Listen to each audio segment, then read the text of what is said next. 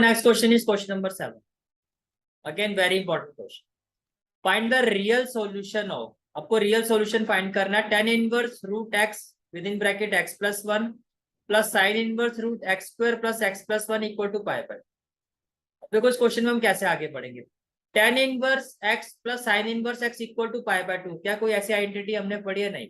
लेकिन अगर आप कंसेप्ट पे जाओ तो एक फॉर्मूला हमने पढ़ा था, that is sine inverse y plus cos inverse y is equal to pi by. मेरी बात समझ में आ रही है मैं क्या कह रहा हूँ? ठीक है, what we can do here,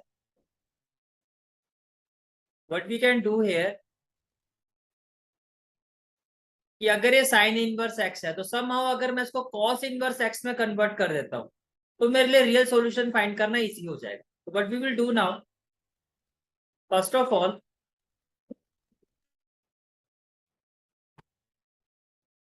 late tan inverse root x plus 1 is equal to theta. So can I say that root x within bracket x plus 1 will be equal to what? tan theta. इतनी बात समझ में आ रही है? ठीक है, अब tan theta जो होता है वो किसके इक्वल होता है? tan theta जो होता है आपका it is equal to p by b, तो it is equal to root, ये हो जाएगा आपका x square plus x upon में b क्या हो जाएगा 1। तो अगर मैं यहाँ एक राइट ट्राइंगल ड्रॉ करूँ,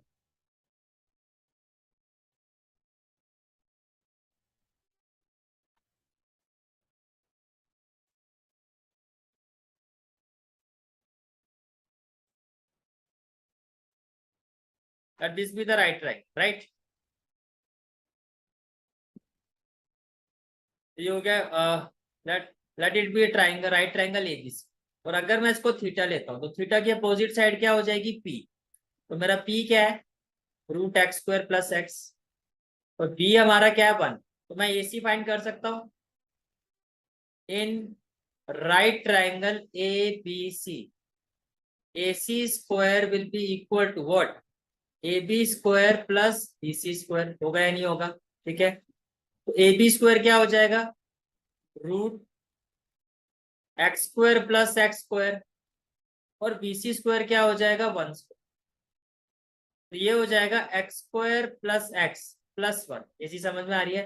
तो can I say that AC will be equal to square root of x square plus x plus 1। और इसका रीजन क्या होगा?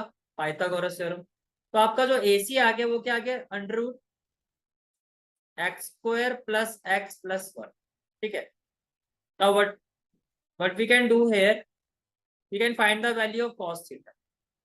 Now cos theta is equal to what? b by h। अब ये आपका b है, दैट इज BC, और h हमारा क्या है? That is AC। तो cos थीटा किसके इक्वल हो जाएगा? तो cos theta will be equal to BC। BC की जगह हम क्या लिखेंगे? 1। और AC की जगह क्या लिखेंगे हम? Root of x square plus x plus 1। ये बात समझ में आ रही है? ठीक है, इतना क्लियर हो गया? अब देखो तो थीटा की वैल्यू क्या हो जाएगी? Theta will be equal to cos inverse 1 upon root x square plus x plus 1। इसको आप ले लो इक्वेशन 2 और इसको ले लो इक्वेशन 1। तो 1 और 2 को अगर मैं इक्वेट करता हूं तो देखो एक साइड दोनों की थीटा है। Can I say that from 1 and 2 you can say that tan inverse root x x plus 1, tan inverse root x x plus 1। अब ये थीटा के इक्वल था, और थीटा किसके इक्वल आ गया हमारा? It is equal to theta, and theta is equal to cos inverse 1 upon root x square plus x plus 1। ये बात समझ में आ रही है? ठीक है, इट मीन्स जो आपकी गिवन इक्वेशन, जो हमारी गिवन इक्वेशन है,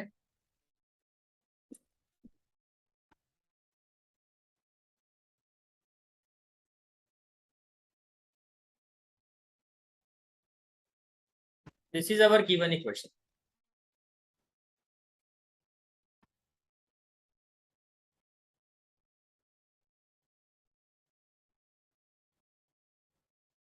अब ये जो वैल्यू है हमारी, ये वैल्यू किसके इक्वल आ गई हमारी, cos inverse 1/√x² plus x+1।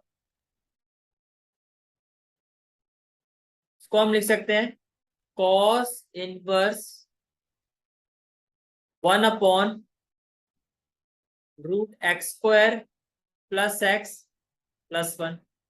ये बात समझ में आ रही है, ठीक है।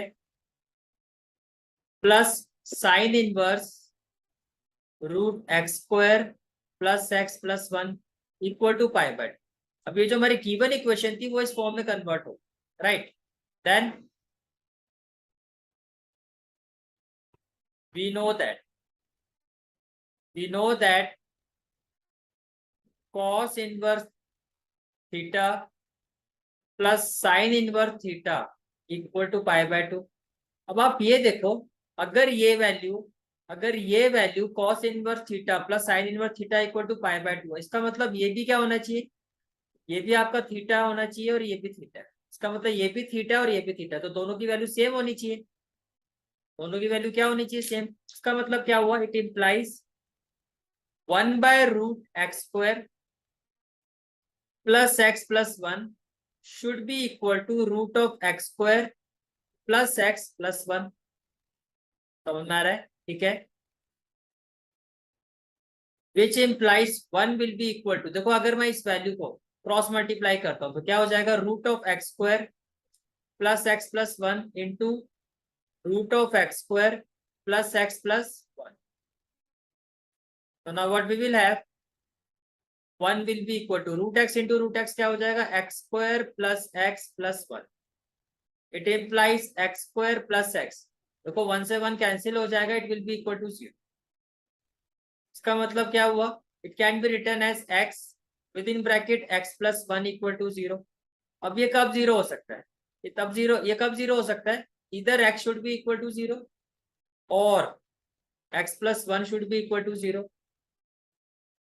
It implies x equal to 0 और x इक्वल टू -। और आपको क्वेश्चन में क्या फाइंड करना था, find the real solution, find the real solution. So these two are the real solution.